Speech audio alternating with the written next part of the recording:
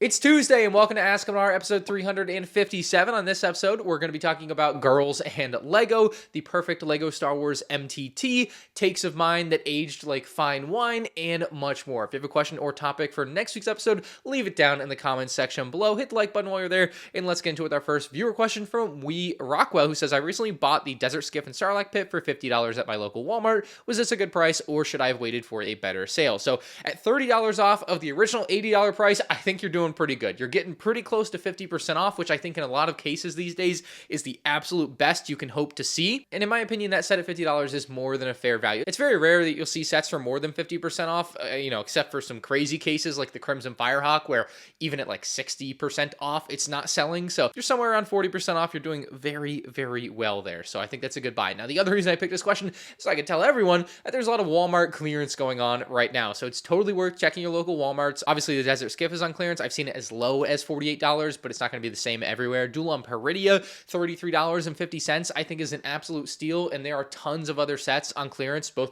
Star Wars and non-Star Wars, but it is very much worth noting that this is a your mileage may vary type of case. I've been to about 6 Walmarts in the Orlando area, and some Walmarts would have good clearance, like $50 on the Desert Skiff, $33.50 on Peridia, and then other Walmarts wouldn't have anything on clearance. And then one Walmart I went to over in Melbourne had clearance only on sets that weren't inside the glass cases, which was very odd to me. I didn't understand that at all. So very much your mileage may vary, but if you check a couple of Walmarts, chances are you are going to get lucky. Obviously, they're clearance deals, so they will go fast, so you got to get on it. Like, as soon as you see this video, I'd be going to Walmart if I were you looking for something good. Now, while Walmart's out there slashing prices, Target is keeping that Toys R Us method alive and well. Building a Life on Jesus says, what do you think about Target selling the Creative Play droid set for $130, but having it on sale for $100 right now? Tariffs, question mark? So I believe a little over a week ago when, I think on Sundays, Target like starts and ends sales, they started a bunch of new sales or whatever, and the Creative Play Droid Builder set went from its normal $100 price up to $130 and then was slashed down to $103 as a sale.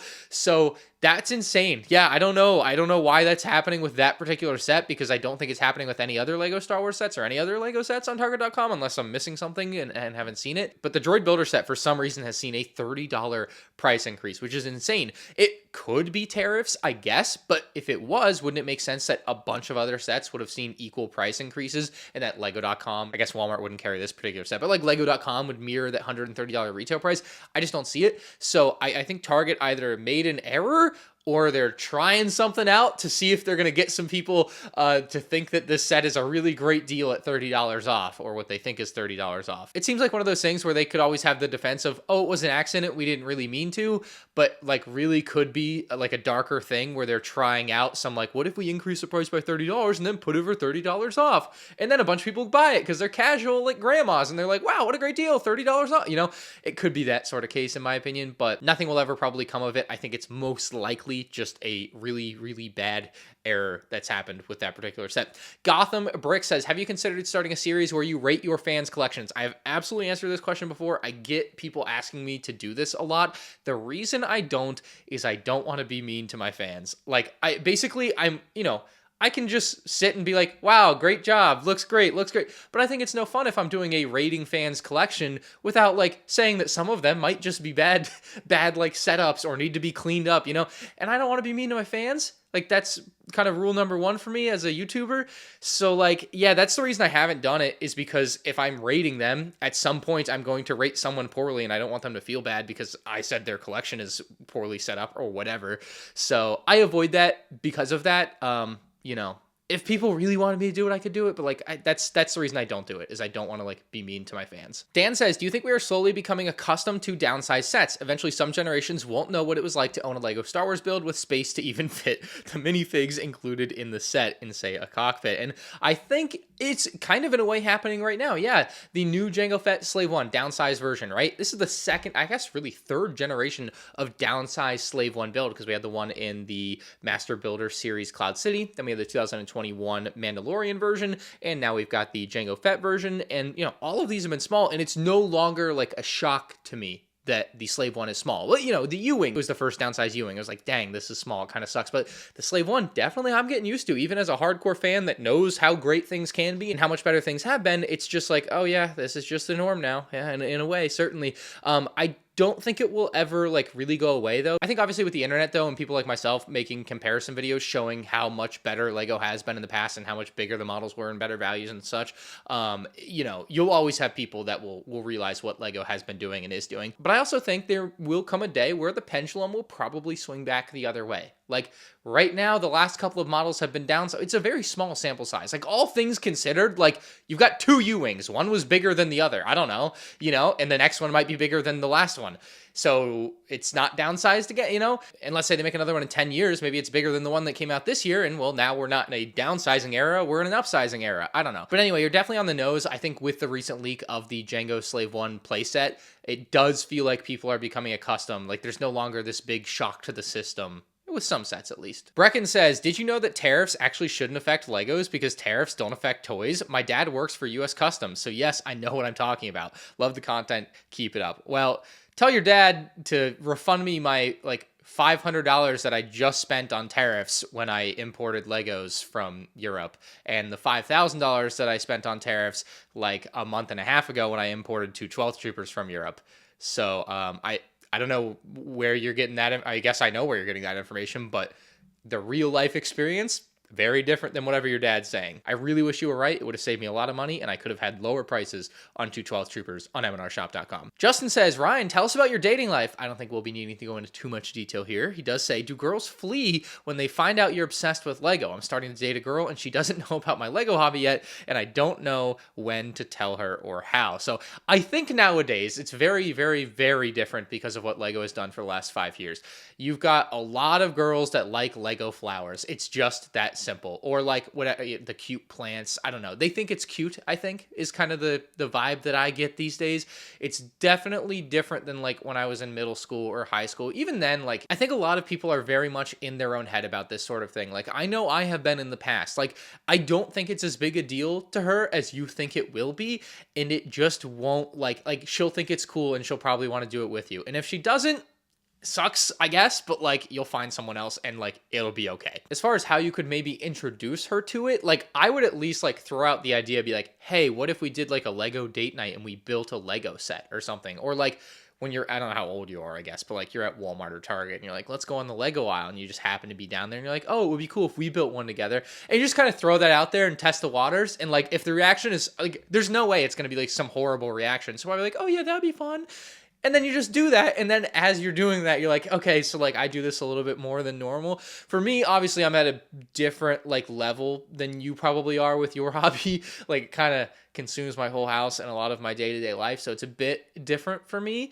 But no, I think it's very like cool to a lot of girls, and they think it's cute, whatever. I think you'll be fine. Don't overthink it, and they'll probably just think you're cooler for it. So moving on, next from Dingledoo. Dingledoo, really? That's your name? He says, hey, MandR, I am a Disney pass holder. Okay, that makes sense why your name is Dingledoo. And was able to use my pass for a discount of 20% on the June 1st wave of sets at the Disney Springs Lego store location. Is this something you've looked into, as it saves money on the sets even when there is not a sale? And it is something that I'm very aware of. Yeah, if you have a Disney annual pass, you get 20% off a lot of the sets at the Disney Springs Lego store, and this stacks with double VIP points or promotions or other sales, I believe. But there is a caveat, because there are items that are quote unquote non-discountable. They'll have like a little blue piece of paper on their price tag, and that's how you know, I think. So a lot of the time this would be like if Lego releases the $1,000 Death Star later this year, right? That's going to be one that's going to be non-discountable, at least for the first 3 or 6 months probably. And so you won't even actually get to take advantage of that. Obviously the June 1st wave of Star Wars sets, or a lot of the sets in general, were much smaller, and so they aren't going to be subject to that non-discountable tag a lot of the time. Now for me, as someone who doesn't get a lot of value in going to Disney, I don't really want to spend my time at Disney all day every day, so I don't really want to have an annual pass for that reason. It becomes a question of math. And you'd be shocked. I spend a lot of money on Lego. I do not spend relatively a lot of money on Lego at the Disney Springs Lego store. So according to my credit card app, I've spent about $2,100 at the Disney Springs Lego store in the last year. And let's say we got that 20% discount on everything I bought. Let's say nothing was non-discountable. So with that 20% off, like I said, if it actually applied to everything, I would have saved $420. And so that's going to be my theoretical break-even point. And a quick Google search tells me that the cheapest Disney annual pass for Florida residents is $469. So I would be losing $50 on that deal, best case scenario, because that's assuming, again, that I'm getting that discount on everything that I bought. Now, I'm sure there's years and periods of time where I spend a lot more at that Disney Springs Lego store. There's probably years where I spend a little bit less. So to me, it's just really not worth it because I don't really want to go to Disney all the time and spend a lot of time there, and I'm not spending enough at that Disney Springs Lego store to like actually pay for itself. So that's how it maths out for me. It might math out for you different. Obviously, you probably actually enjoy going to Disney, and that's a good thing for you. But yeah, to me, it's just not something that I think I would get the value out of. Next, from Joseph, he says, I propose you. Please don't propose to me. He says, one day we will get an awesome MTT. I'm sure that an anniversary in a Lego factory far, far away, designs and blueprints will hold the key to a minifig scale UCS Lego MTT. I would hope it would be for a 30th anniversary set. I just hope Lego won't take forever to do it. Fingers crossed for a 60 Battle Droid Lego UCS MTT. And this is exactly where I was going to go with your question. I didn't actually read the end of it. A UCS MTT is gonna happen one day. I'm fairly certain it's on my like list of sets that I'm like one day in the next decade we're getting a UCS MTT probably, right? We've gotten a gunship, we've gotten a Venator. An MTT is going to happen, right? I think they got to retire the other big brown blob that's available now for $500. But when your play scale MTT that's coming out this summer and the Clone Wars MTT only holds 6 battle droids, the writing, like, you have to do it. You have to do something bigger and better and cooler.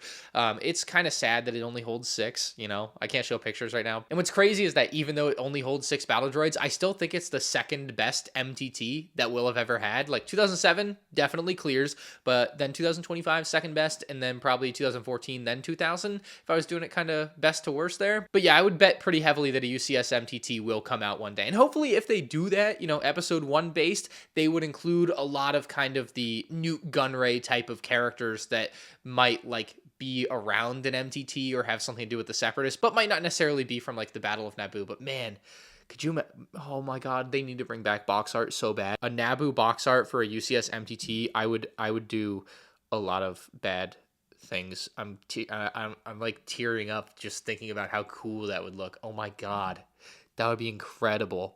Please bring back box art. I don't think I've had this vivid of an imagination of a set in a long time. Wow. Dude, that'd be nuts. Thomas says, we all hate the Star Wars mechs, but we are most likely going to get another one next year. What would you want it to be? I would love to see a Grievous mech with the Fortnite figure. Man, that would be some type of atrocity, wouldn't it? I think the coolest thing they could do next year would be like Mustafar, Anakin, and Obi-Wan mechs. Like recreating the duel on Mustafar for kids with mechs would be pretty cool. Again, not the biggest mech fan, but I can see their appeal as a toy for young kids. Plus, newer fans will be able to get the Mustafar, Anakin, and Obi-Wan I've seen people asking for somewhat recently.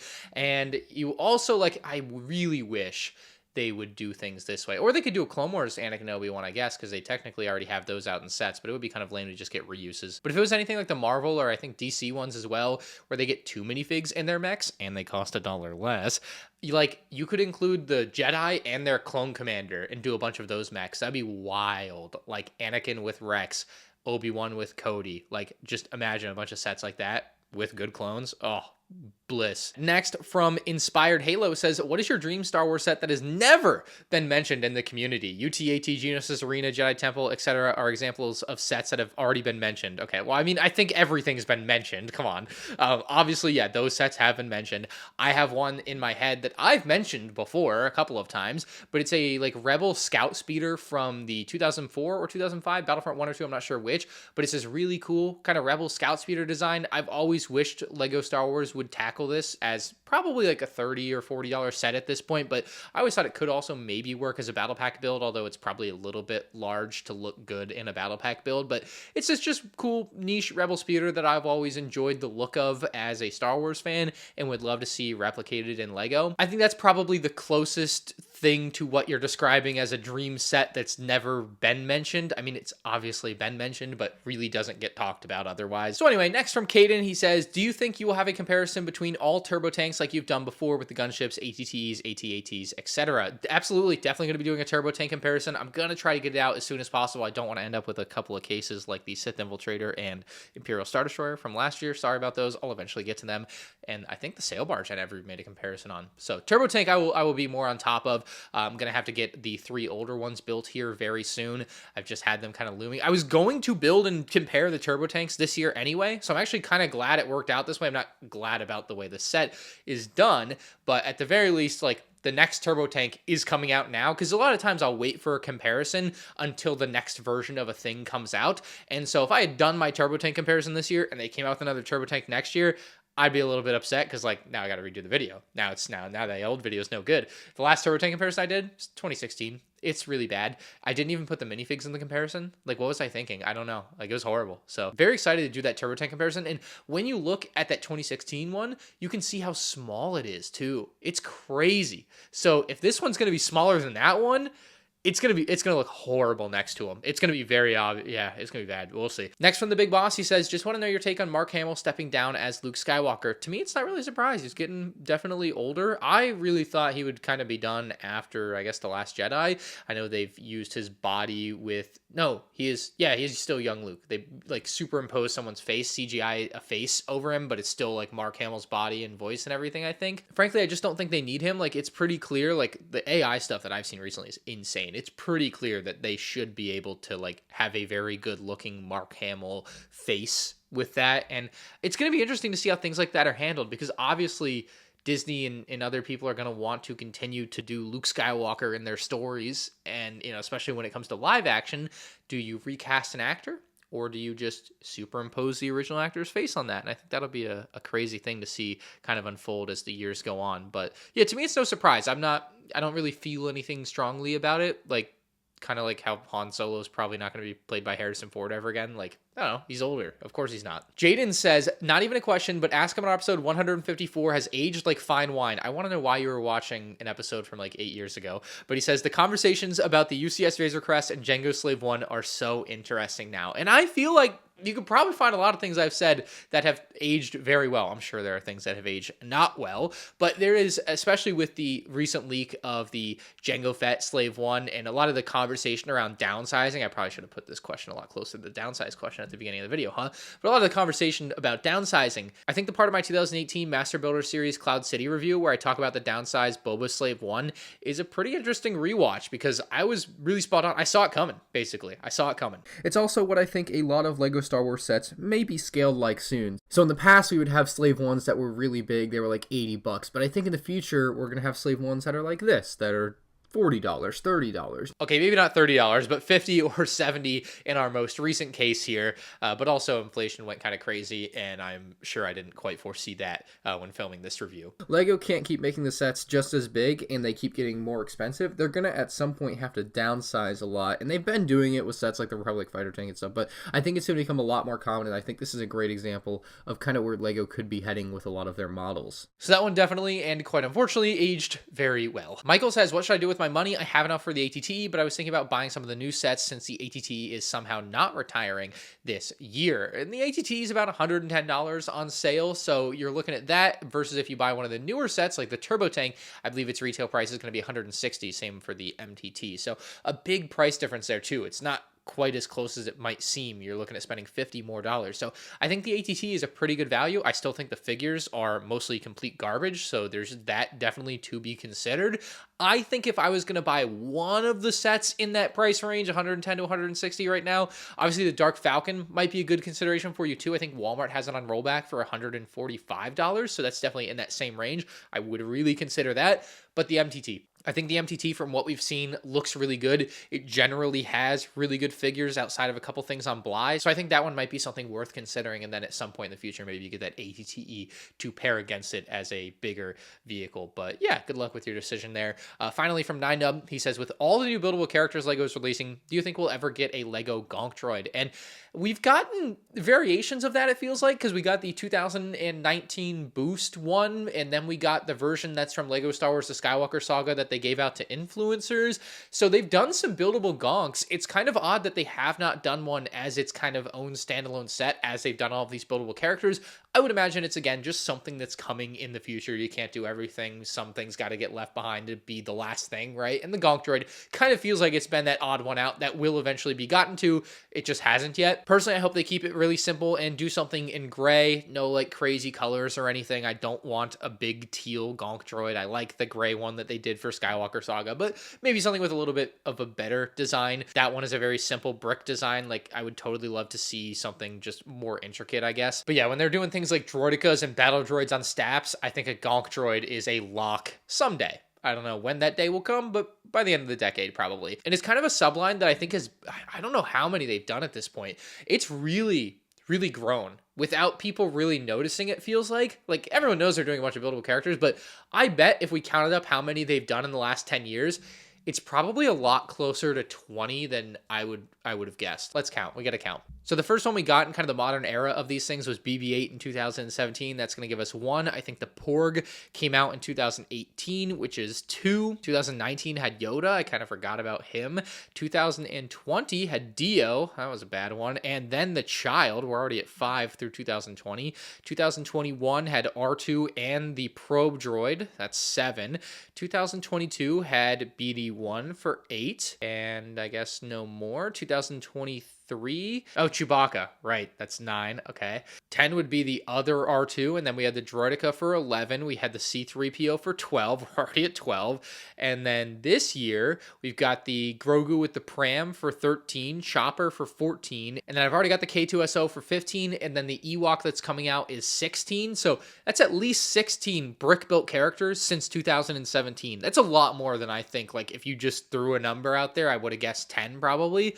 But 16, yeah, closer to 20 than I would have thought. Might be about time for a worst to first video on those things. Anyway, if you guys did enjoy, hit the like button, subscribe to the channel if you're new here. If you have a question or topic that you want answered on next week's episode, drop in the comment section down below, and I just might pick it. See you next week.